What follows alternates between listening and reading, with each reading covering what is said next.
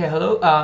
I'm Yang Long from Neon. So today I'm going to present to you a demonstration on our face technology. So I split this presentation into three parts: face detection, verification, and identification. So face detection, very simple. We're just having a machine to be able to track where the face location is. It could apply to a lot of application. So after we get the face location, then of course we'll proceed with the facial analysis. For one of the application would be face verification. Face verification is we provide an identity as a query, and then the person in front of your camera, we have to verify whether that person matched the identity that were given. Let's say I choose myself, Yang Long.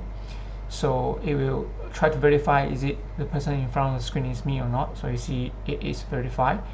So if let's say I choose another identity, let's say Abang Johari, so it will say failed because I'm not Abang Johari, of course, and also same thing go for Jiska Elba.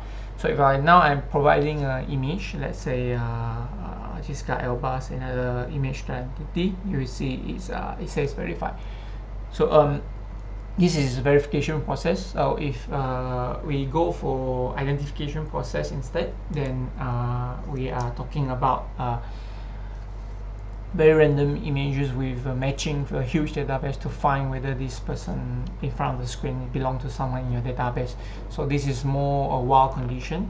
So the machine will try to match everyone in front of the screen to a certain identity. Say another person, Jiska Elba, and also Bang Johari, then we will see basically it can identify people. So of course the computational cost will be higher for this kind of applications.